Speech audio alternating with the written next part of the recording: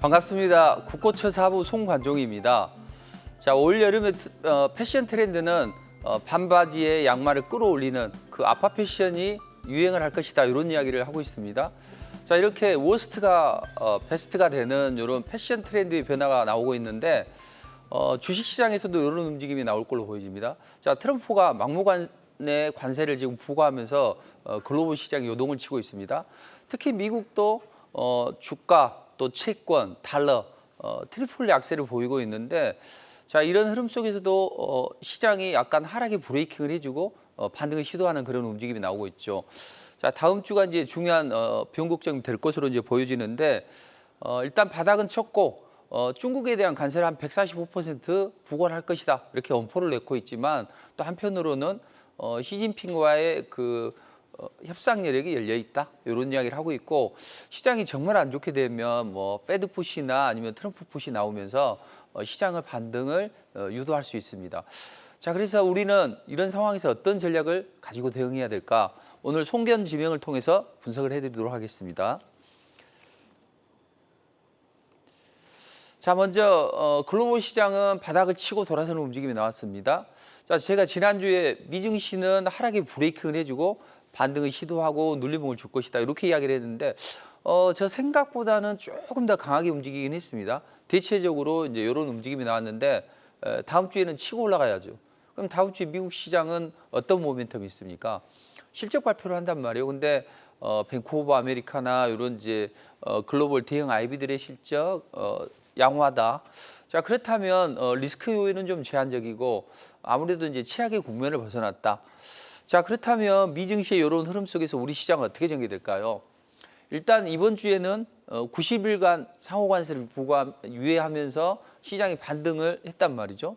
다만 이제 우리 경제는 중국과 영향력이 상당히 깊죠. 그래서 대중국 관세가 145%까지 치솟을 수도 있다, 이런 이제 우려감이 반영이 되죠. 자, 그렇지만 패드 푸시나 연준 푸시 나올 수 있고 더 이상 나빠질 게 없다, 이런 인식이 이제 투자자들에게 쌓였단 말이죠.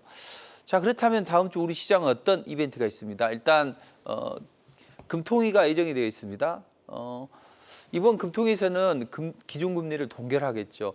5월 정도가 되면 이제 금리를 인하할 수 있는 이런 이야기가 나오겠죠. 자, 그리고 17일부터 22일까지 주요 기업들의 빅테크 기업들이 실적 발표를 한단 말이에요. 자, 우리 시장에 영향력을 좀 미칠 수 있겠지만 그거보다는 관세의 영향력이 더 크겠죠. 그래서 요건 제한적으로 작용을 할 것이다, 이렇게 이제 보시면 될 것 같습니다. 자, 그렇다면 우리 시장은 일단 바닥을 치고 반격을 했는데 추가적인 반등을 노리겠죠. 다만 그 상승폭은 코스피는 좀 제한적이고 코스닥은 조금 더 튀어 올라가겠죠. 왜냐하면 풍선 효과가 나타나는 거죠. 자, 바람 빠진 풍선을 띄우려면 어떻게 해야 됩니까? 풍선의 바람 한쪽으로 몰아서 그걸 띄워야 되겠죠. 자, 그것처럼 글로벌 시장이 안 좋아지면 일단 코스피에서는 익스포즈를 줄이려고 하는 그런 움직임이 나옵니다. 그래서 위험에 노출된 그 비중을 좀 줄이려고 하는 움직임이 나오고, 그런 게 나오면 코스닥에서는 이제 성장성이 담보가 되거나 이런 제약 바이오 관련주들이 많이 포진이 되어 있죠. 로봇이나 이런 것들도. 그래서 코스닥이 상대적으로 강해진다. 다만 이제 코스닥은 치고 올라가게 되면 21선 돌파하게 되면 약간의 눌림목을 줄 수 있다.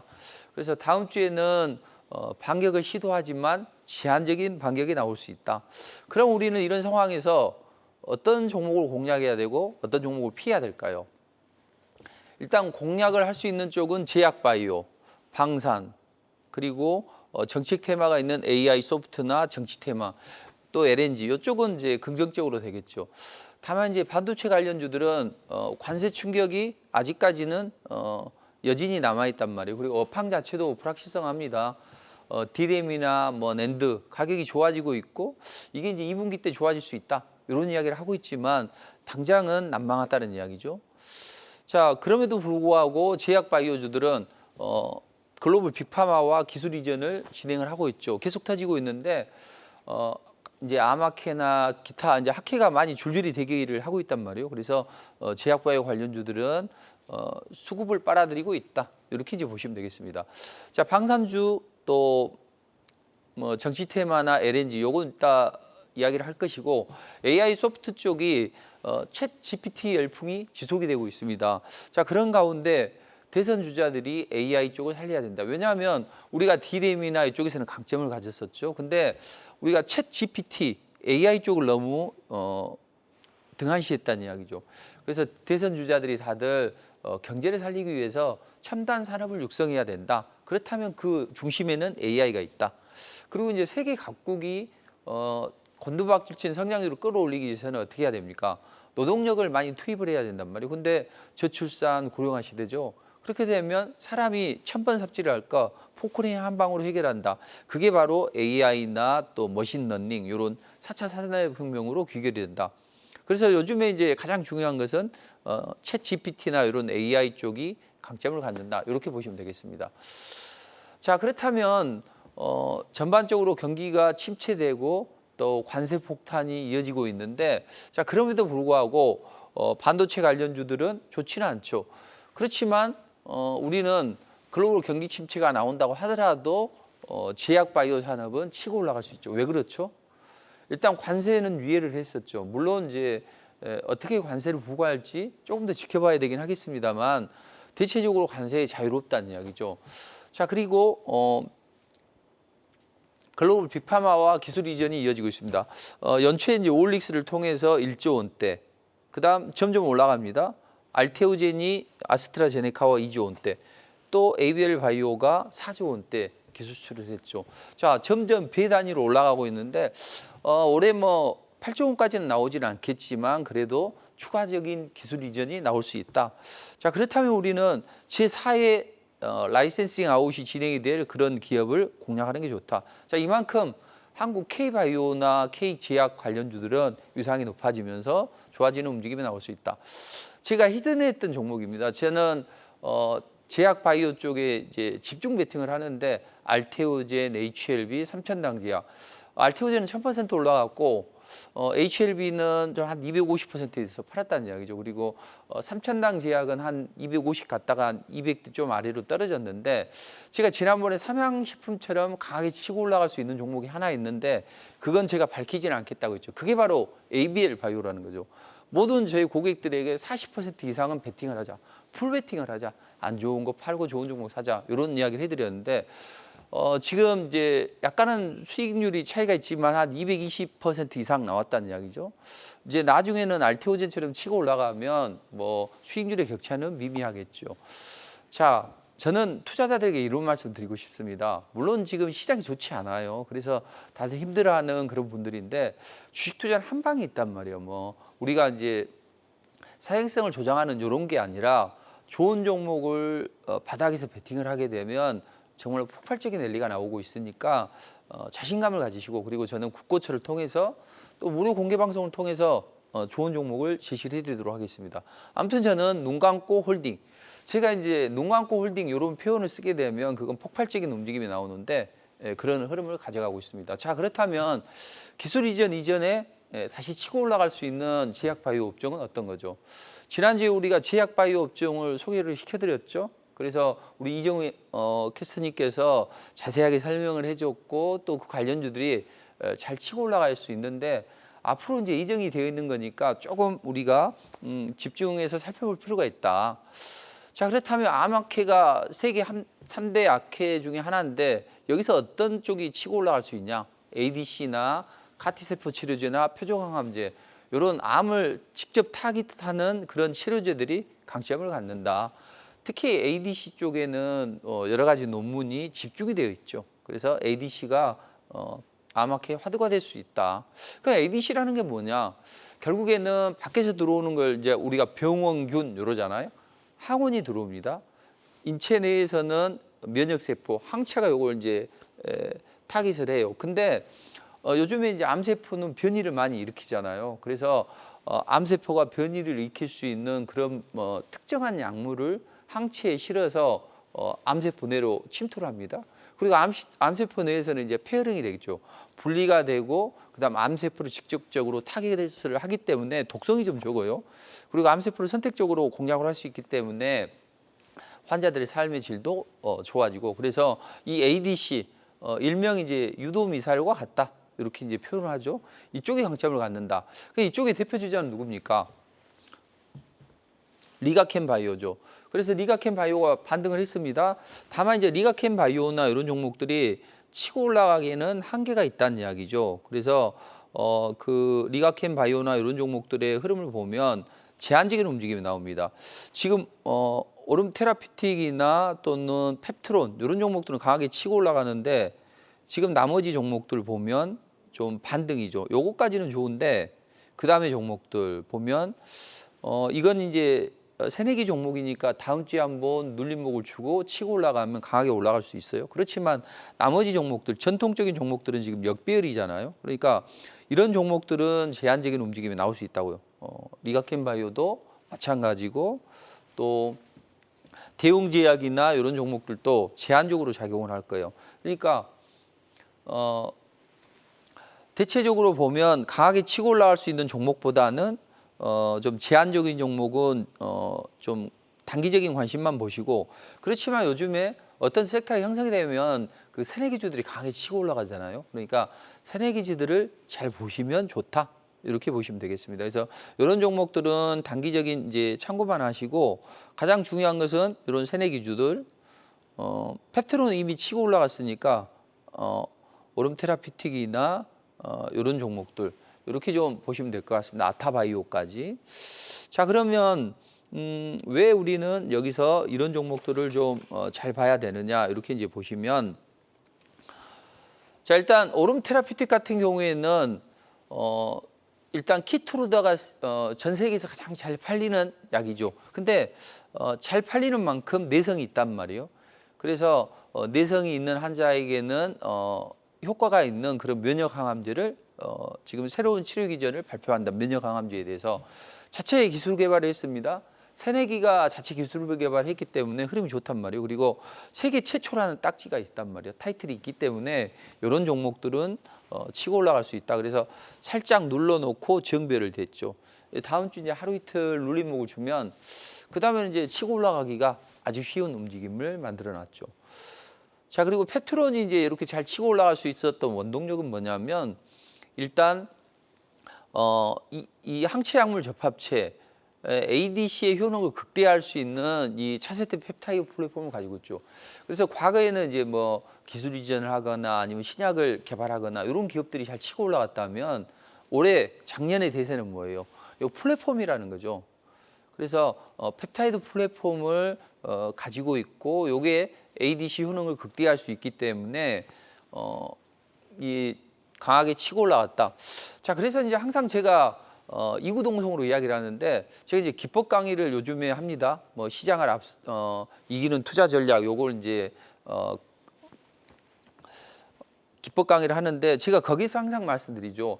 항상 투자자들이 공략은 어느서 하나면 좋냐면, 녹색선 61선 위에서 파랑선 20선 위에서 그다음 5선 요 위에서 온다면 실패할 확률이 적죠. 자, 여기는 그물이 쳐져 있죠. 자, 우리가 고기를 잡을 때 어떻게 해야 됩니까? 그물이 이렇게 있으면 그물 밑에 있는 고기를 잡을 수는 없겠죠. 그렇지만 그물 위에 있는 고기는 쭉 끌어 당기면 됩니다. 자, 그렇듯이 항상 매수를 할 때는 내가 어떤 걸 공략하느냐. 잊지 말자 625, 60선이, 20선이 5선 위에서. 그 다음에 이제 이렇게 짱대 양봉이 형성되고 거리가 형성이 되면 그 다음날 공략하면 되고, 이런 식으로 하면 지난주에 효과적으로 말씀드렸는데 강하게 치고 올라갔죠. 이제 상한가를 쳤으면 연속 상한가를 이어가야죠. 그래서 최소한 다음 주에 바로 못 올라가면 하루 이틀 있다가 이제 치고 올라갈 텐데 추가적으로 상승 동력이 있다. 이렇게 이제 보시면 되겠습니다. 자, 그렇다면 그 관련주 중에서 아까 제가 말씀드렸던 그런 종목들 위주로 보시면 될 것 같습니다. 자, 그럼 이제 제약바이오 예외 또 우리가 강점을 가질 수 있는 섹터는 어디가 있을까요? 자, 우리가 조선이나 방산주들을 잘 눈여겨봐야 된다. 지난주에 이제 말씀드렸죠. 왜냐하면 대중국 압박 전략은 대만을 침공하지 마라, 이런 부분도 있겠고, 그리고 이제 트럼프가 하는 관세 정책은 결국은 제조업 리쇼링이나 아니면 방위를 분담해다오, 이런 이제 쪽이잖아요. 그렇다면 우방국들은 자, 이래서는 안 되겠네. 자주국방의 의지를 천명하면서 이쪽에 이제 방위비 쪽에 많이 예산을 투입하겠죠. 그래서 방산주들이 이제 잘 튀어 올라갈 수 있는 그런 모멘텀이 있다. 자, 그리고 조선주들도 마찬가지죠. 제가 이제 최근에 계속 말씀드리죠. 조선주는 일단 여러 가지 측면에서 좋다. 왜냐하면 지금 북극의 빙하가 녹고 있단 말이에요.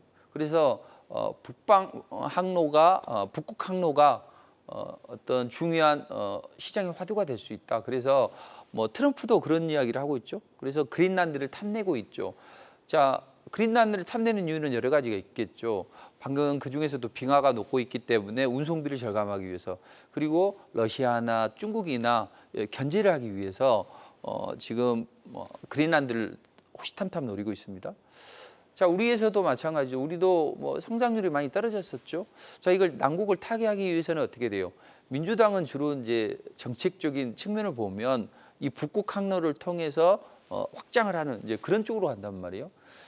그래서 전 세계가 북극 항로를 노리고 있고, 또 트럼프도 동맹국의 선박을 구매한다고 이야기를 하고, 그러면서 이제 다시 한번 이제 조선주들이 치고 올라가는 움직임이 나오는데, 이런 여러 가지 흐름 따라서 조선주를 우리가 이제 중장기적으로 보시면 좋다, 이렇게 보시면 되겠습니다. 자, 그렇다면 최근에 이제 나온 이슈는 뭐예요? 자, 트럼프가 동맹국 선박을 구입하겠다 했는데 왜 그랬을까요? 트럼프는 조선업 재건 의지를 거듭 확인하면서 동맹국들이 훌륭한 실적 보면 그쪽 배를 사면 되지 않겠냐, 이렇게 이야기를 했죠. 그래서 시장에서는 그래도 세계 1위의 조선 강국인데 한국의 조선주들이 수혜를 받을 수 있겠다, 이런 이야기를 하고 있죠. 자, 그러면 왜 트럼프는 조선을 저렇게 이야기를 할까요? 일단 국가 안보 차원에서 이런 이야기를 하고 있죠. 자, 해양 패권은 상당히 중요하게 작용을 하고 있습니다. 그래서 해양 패권은 중요한 어떤 작용을 하고 있고, 그래서 필리핀의 수빅 조선조 경영권을 보유하고 있는 사모펀드가 HD 현대나 아니면 하나 5선을 인수하려고 하는 그런 움직임이 나오고 있죠. 대체적으로 보면 HD 현대가 될 가능성이 높고 매각 금액은 한 5천억 정도가 될 것 같다, 이런 이야기가 지금 나오고 있습니다. 그래서 이런 움직임 속에서 상당히 대중국 압박 전략이 거세진다, 쉽게 이렇게 생각하시면 돼요. 지금 전체적으로 보면 조선업이 호황을 맞을 수 있는 여러 가지 요건이 형성이 되고 있고, 그로 인해서 미국도 이제 이쪽에 좀 드라이브를 걸면서 자신감을 가져가려고 하고 있습니다. 자, 그렇다면 우리는 어떤 조선업에 대한 전략을 가지고 대응해야 될까요? 우리 이정우 캐스터님께서 저를 한번 딱 쳐다보시는데 뭔가 궁금한 게 있는 것 같아요. 그래서 한번 말씀을 한번 들어보도록 하죠. 네, 지금 미중 간 관세로 갈등이 격화되고 있고요. 또 최근엔 중국의 대만 침공 가능성까지 거론되면서 그렇죠. 긴장이 점점 고조가 되고 있는데, 이런 상황이 미국의 관세 정책이나 또 인도 태평양 전략에 어떤 영향을 미칠 수 있을까요? 어제 밤새고 공부 좀 하셨어요? 네, 아주 좋은 질문인데 요즘 날카로운 질문이 지속이 되고 있어서 제가 상당히 좀 곤욕스럽긴 합니다. 그렇습니다. 우리가 표면적으로 주어지는 것보다는 눈에 보이지 않는 게 필요하다, 이렇게 보시면 됩니다. 결국에는 트럼프가 왜 이렇게 대중국 압박 전략을 이어갈까? 그것은 145% 관세를 때리는 것은 요 대만 침공을 하려고 하는 그런 움직임이 나오기 때문이죠. 그럼 왜 중국은 대만을 침공할 수 있을까? 만약에 대만을 침공하게 되면 국제사회의 지탄이나 미국의 대중국 압박 전략이 거세지겠죠. 자, 그럼에도 불구하고 중국은 자, 이번에 러시아가 우크라이나 먹는 걸 보니까 우리도 충분히 먹는데 지장이 없겠어. 자, 미국은 만약에 중국이 대만을 침공하게 되면 얼마나 효과적으로 대응해 줄까요? 글쎄요. 자, 만약에 이제 그 넘버 어떤 조직 내에 1, 2, 3가 있다고 봐요. 자, 넘버 1이 넘버 3를 보호해주고 평소에는 막 아껴요. 왜냐하면 넘버 2를 견제해야 되니까. 그런데 넘버 2가 넘버 3를 때렸어요. 한 대 쥐어박았어. 근데 넘버 1이 요걸 이제 넘버 2하고 싸우려고 하면서 넘버 3를 지켜줄까요? 그렇지는 않다는 거죠. 자, 마찬가지로 러시아 우크라이나 전쟁에서도 파악했듯이 중국의 이런 대만을 먹으려고 하는, 침공하려고 하는 그런 움직임이 나온다. 그럼 미국에서 할 수 있는 건 뭐예요? 일단 신경을 요 군사 쪽으로 쏠리지 않게 해야 되겠죠. 그래서 관세를 무지막지하게 때립니다. 다른 나라들하고는 협상의 여지를 열어놨죠. 그러나 중국도 협상의 여지를 열어놓긴 했지만 145% 관세를 때리는 이유는 바로 온 신경을 경제 쪽에 집중을 시키려고 합니다.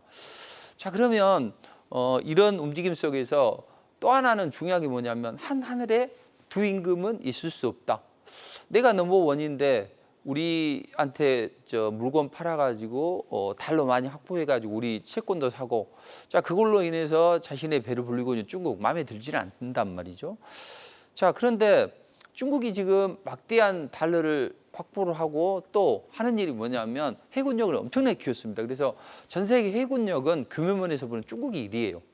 물론 이제 첨단화된 기술력에서 보면 미국이 1위죠. 그렇지만 중국이 그걸 따라간단 말이죠. 지금 해군력에서 이제 그 첨단화되어 있냐, 되어 있지 않냐, 요걸 보면 그 항공모함에서 전투기가 날아가는 그거 있죠. 그 캐터펄트가 어떻게 되어 있냐. 과거에는 활처럼 이어졌습니다. 1세대는. 그리고 2세대는 전기로 날렸고 지금 3세대는 새총을 쏴듯이 전자기식 캐터펄트가 됐죠. 근데 중국이 항공모함을 만든데 드디어 그걸 만들었다는 이야기죠. 미국에 의해서. 그렇기 때문에 규모나 기술 면에서 중국이 앞서 나간다.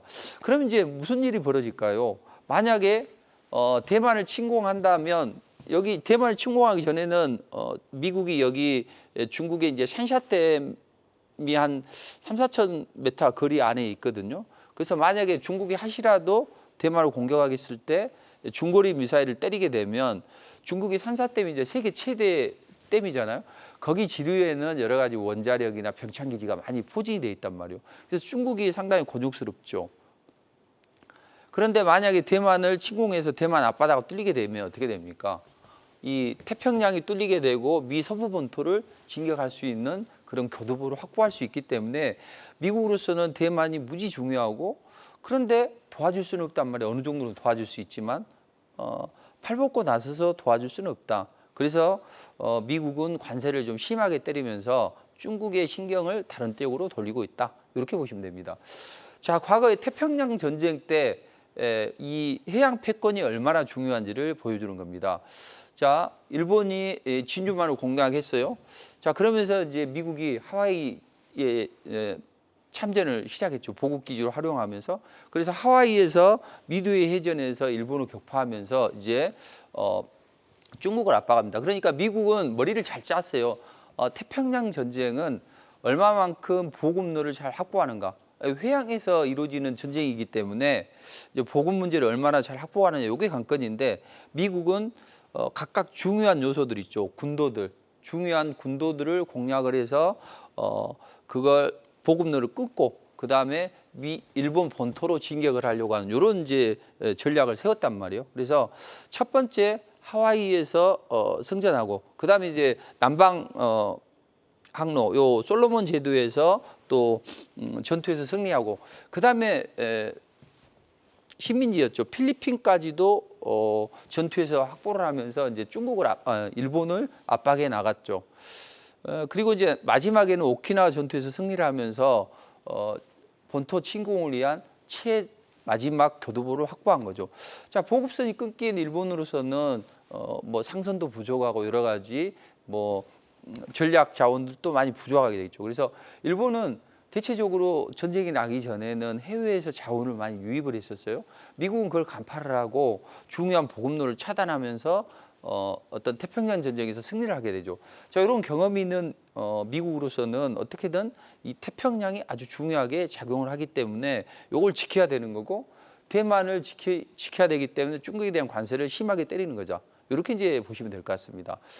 그래서 우리는 이런 흐름 속에서 미국은 이제 어떤 조선이 그렇게 강하지는 않단 말이죠. 그래서 우리 한덕수 권한대행하고 통화해서, 야, 조선업 쪽에 우리가 돈 많이 쓸 테니까 좀 도와다오. 우리 그 기술력을 좀 인수를 하려고 하는 그런 움직임이 나옵니다. 그러면서 하는 게, 자, 우리 관세 많이 부과하려고 하는데 너희들 조선이나 방산 좋잖아. 그러니까 우리를 좀 도와다오. 이런 이야기를 하고 있고, 또 우리는 거기에 더불어서 알래스카 LNG를 좀 구매해라. 또 지분 투자도 해라. 우리가 개발해 보니까 어렵더라. 뭐 관세 때리면서 좀 도와주면 관세 좀 탕감해 줄게. 이렇게 하니까 우리는 울며 겨자하며 그런 거 해야 되겠죠. 자, 그렇다면 조선 관련주 중에서 어떤 종목들이 좋을까요? 대체적으로 보면 뭐 세빙션이나 또는 북극 항로 이제 개발하는 그런 종목들.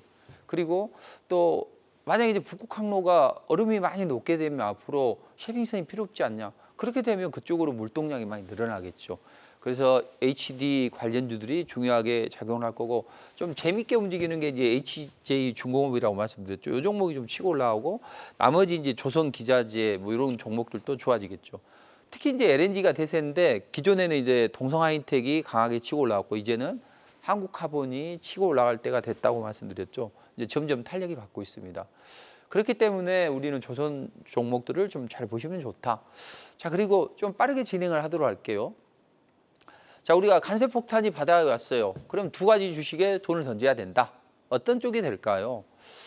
자, 지수가 박스권에 있으면 중간중간에 탄탄한 업종들은 튀어 올라갈 수가 있다. 그쪽이 어디 쪽이 되냐? 방산이다. 방산은 최근에 공매도 자금도 많고 또 이재명 대표가 강력한 대선 주자인데 이제 경영권 문제 요것에 대해서 이야기를 했고 하나오션이나 하나그룹들이 좋지 않죠. 또 뭐 조선주이면서 방산주인 하나오션이 국제유가 하락하면서 또 안 좋아졌고 그럼에도 불구하고 방산주는 꾸준한 수주 그리고 어떤 트럼프의 관세 정책이나 이런 전략 때문에 방산주들은 치고 올라갈 수 있기 때문에 좋다. 그래서 쌍바닥을 치고 있기 때문에 이 조선주들은 대체적으로 좋다. 이렇게 이제 보시면 될 것 같고 지금 시간이 없기 때문에 조선 관련주들은 제가 무료 공개 방송에서 종목을 하나하나 찍어드리면서 말씀드리도록 하겠습니다. 자, 그리고 이제 대선의 시기가 가까워졌단 말이에요. 자, 그렇게 되면 이제 인맥주들이 먼저 치고 올라가고 그 다음에는 이제 정책 관련주들이 치고 올라가잖아요. 자, 정책 관련주들 중에서 어떤 종목이 좋을까요? 제가 지난주에 말씀드렸던 게 저출산 관련주 그리고 세종시 관련주들을 이제 말씀드렸습니다. 자, 이번 주에 이제 저출산 관련주들은 슈팅이 좀 나왔는데 자, 지금은 이제 요 새내기 에르코스나 이런 게 강하게 치고 올라가고 아가방 컴퍼니 주로 꿈비 제로투세븐 여기까지만 보시는 게 좋아요. 근데 이 종목들이 이제 5일선에서 조정을 받았잖아요. 이번에 이제 조정을 받으면 어디서 받을까요? 올라오는 10일선에서 조정을 받고 튀어 올라가겠죠. 그러니까 내려와서 다음 주에 지지가 돼서 5일선 돌파하면 그때 이런 종목들로 관심을 가지면 되겠죠. 자, 세종시가 다시 뜨거워지고 있습니다. 어떤 대선 주자든지 국민의 표심을 얻기 위해서 어떻게 해야 되겠어요? 서울 집값이 잘 안 떨어지는 이유는 서울에 집중이 되어 있기 때문에 모든 게. 그래서 이걸 집안으로 좀 분권을 해보자. 그럼 세종시로 대통령실을 옮겨보자. 이런 이야기가 나오면서 이제 그쪽에 뭐 땅을 가지고 있거나 이런 기업들이 잘 튀어 올라가죠. 근데 이 종목들도 역시 마찬가지입니다. 한 번 올라가면 한 5일 정도 올라가면 탄력이 둔화돼요. 그때 다음번 지지 라인은 11선이죠. 근데 여기까지 내려와야 그게 아니라 시간이 지나면 이게 뚝뚝 이렇게 치고 올라간다는 거죠. 그래서 11선에서 지지되고 다시 이제 상승할 수 있는 그런 모멘텀이 되기 때문에 이런 것들은 잘 보자. 그럼에도 불구하고 이런 건 치고 올라가 버리면 그 다음에는 공략을 안 하는 게 좋겠죠. 그래서 제가 지난주 또 지지난주에도 계속 이제 알래스카 LNG 관련주들을 말씀드렸죠. 자, 이번에 한대영과 트럼프가 통화를 하면서 자, 조선업 또 알래스카 LNG 투자해. 그럼 방위비 좀 탕감해주고 조금 그래도 좀 방위비는 올려줘야 되지 않겠어? 그럼 우리가 관세를 좀 적게 부과할게. 이런 논조잖아요. 자, 그래서 강간주들이 먼저 치고 올라가는데 항상 시장은 의외성이라는 게 있잖아요. 그래서 이산화탄소 포집 관련주들이 치고 올라갈 수 있었다. 왜? 요거 이제 LNG 개발하면 이산화탄소 규모가 엄청 늘어난다고 말씀드렸죠. 그리고 EU에서도 탄소 국경세를 부과하려고 합니다. 저기는 여행으로 먹고 사는 나라잖아요. 그러니까 하늘이 깨끗해야 되기 때문에 그렇고. 자, 전 세계적인 이런 모멘텀 때문에 우리에서도 각종 이제 그 이산화탄소를 감소하는 그런 저감하는 정책을 의무화하고 이렇게 된다는 이야기죠. 자, 그래서 이산화탄소 포집 기술이 중요하도록 떠오르고 또 대선 주자들도 이제 그걸 간파를 하고 그런 관련주들을 좀 치고 올라가는 이런 움직임이 나오겠죠.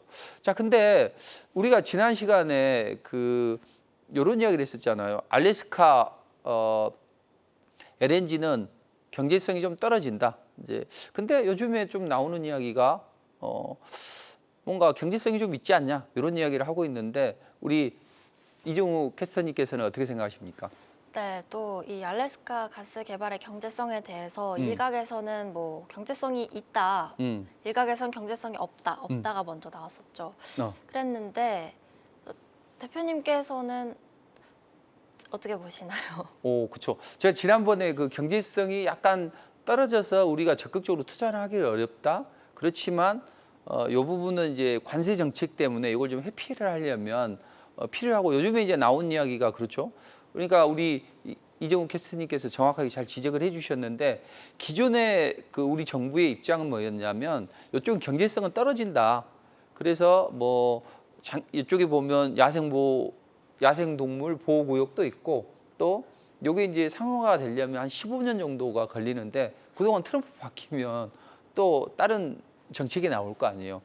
그래서 대체적으로 이제 경제성은 떨어지는데 요즘에 이제 그런 이야기를 하는 거죠. 그래서 그 관련주들이 치고 올라가지 않았단 말이에요. 근데 요즘에 신문이나 어떤 기사에 나오는 거 보면 경제성은 있다 이런 쪽으로 가는 거죠. 그래서 우리는 항상 좀 시장에 유연하게 대응을 해야 된다는 거죠. 처음에는 이렇게 생각을 했지만 정책이 바뀌는 거죠. 이제 우리 정부의 입장이 바뀌어지기 때문에 언론들도 약간 우호적인 기사를 내고 있는 것 같습니다. 그래서 알래스카의 천연가스가 매장이 되어 있는 노스 슬로프 지역이 일단 생산은 많이 한다. 근데 기회비용은 좀 낮다. 그래서 생산 비용을 우리가 추정을 해보니까 1달러 내외 정도로 된다. 근데 우리가 걸프만이나 또는 호주에서 LNG를 수입하게 되면 3달러, 2달러를 줘야 되니까 우리로서는 비용이 절감이 되지 않냐 이런 이야기를 하는 거죠. 그러니까 과거에는 오히려 이제 나쁜 쪽 이야기를 했지만 이제 어떤 협상이 무르익어가고 하면서 언론에서도 좋은 쪽으로 흘러내리는데 중요한 건 우리가 그렇잖아요. 실적이 좋다고 해서 다 치고 올라가는 건 아니잖아요. 그렇죠? 그러니까 항상 우리는 모멘텀이라는 것을 생각하면 될 것 같아요. 과연 이게 빅머니의 의중이 뭔가 이게 이제 필요한 거죠. 한동안 뭐 알래스카에서 주지사 와가지고 대만 홈런 쳤는데 한국은 랑데부 홈런은 아니더라도 투런 홈런 정도는 쳐야 되지 않겠냐 이런 이야기를 했었는데 우리는 좀 요지부동이었죠. 그렇지만 결국에는 우리는 협상을 할 수밖에 없고 그런 종목이 안 좋을 때 바닥에 있을 때 이런 종목을 공략하는 게 필요하다는 이야기죠. 그래서 제가 지난번에 동양철간 에어레인을 보자. 그래서 2주 전에도 지난주에도 그 지난주에도 말씀드렸죠. 국내 유일이 항상 중요해요. 유일 세계 최초. 그래서 이산화탄소 포집 설비를 운영하고 그러면서 이런 종목들이 강하게 치고 올라갔죠. 자, 그리고 이제 시장이 안 좋을 때는 새내기주들이 강한 움직임이 나온단 말이에요. 그러니까 그런 종목들을 잘 보시면 될 것 같고 제가 한 1, 2분만 잠깐만 활용해서 말씀드리고 바로 종목 상담을 진행할 테니까 종목 상담에 대해서는 조금 이따 한번 말씀드리도록 하겠습니다. 그리고 탈모약을 잘 보라는 이야기죠. 지난주에 탈모 관련주들을 말씀드렸죠. 건강급여 적용을 공약하고 있고 이 시장이 크기 때문에 올릭스나 인벤티지레 이런 종목들이 이제 새롭게 떠오르는 그런 종목입니다. 자, 그럼 우리는 이런 상황에서 어떤 전략을 가지고 하는 게 좋냐? 결국에는 크게 갈 수 있는 그런 종목을 공략하면서 적은 금액으로 히토리가 올라간다. 히토리 통제한다. 그럼 그때 올라가면 이런 게 한 30% 이상 치고 올라가니까 이번 주에 이런 걸 공략을 해야 되고 또는 일자리 관련주들을 이야기한다. 항상 바닥에서 하라는 이야기죠. 그래서 5일 연속 급등이 나오니까 이것도 한 40% 가까이 치고 올라가는 움직임이 나왔죠. 그리고 시장이 안 좋을 때는 품절주들이 좋단 말이에요. 그래서 여기서부터 90% 올라갔고 또 지난주에도 이번 주에도 공략을 해드려서 신라섬유 또 반도체가 움직인다 그러면 3S나 이런 걸 해야죠. 그리고 쿠콘도 해드렸고 또 이제 동양철관이나 이런 거 미리 그래서 동양철관이나 이런 종목이 상한가 치고 그 다음날 상한가 쳤는데 저는 이제 저점에서 잡아드렸는데 상승 초기에서 그냥 바로 당일날 상한가 때리고 그 다음날 치고 올라가는 움직임이 나왔죠. 그래서 50% 가까이 치고 올라가는 움직임이 나오고 모티브 링크나 또 이제 이건 좀 한 12%밖에 수익이 안 나더라고요. 근데 재료가 나오길래 한미 반도체는 고점에서 좀 때려줬는데 이런 식으로 시장에서 좀 유연하게 했으면 좋겠어요. 또 뭐 한택도 새내기주로서 어떤 정책 테마 LNG 관련 모멘텀이 있죠. 이런 것들. 그리고 이제 에어레인은 어디서 들어가도 된다는 거죠. 21선 위에서는 어디서 들어가도 되고 상한가 치고 올라가면 또 일부 차익 실현해주고 그래서 저는 시장이 좋지는 않습니다. 그럼에도 불구하고 우리는 어떤 이슈와 재료를 먹으면 종목은 항상 강하게 치고 올라갈 수 있으니까 이런 매매를 한다면 단기로 멋진 수익을 창출할 수 있다. 이렇게 보시고, 자, 여기에 관해서는 이따 이제 무료 공개 방송에서 또 종목을 제시해 드릴 테니까요. 자, 그럼 이제 지금부터는 종목 상담을 빠르게 진행해서 많은 분들을 진행해 드릴 테니까 빨리 전화나 이런 것들을 돌리시기 바랍니다. 자, 여기에 대해서는 우리 이종훈 캐스터님께서 자세하게 설명을 좀 해주시죠.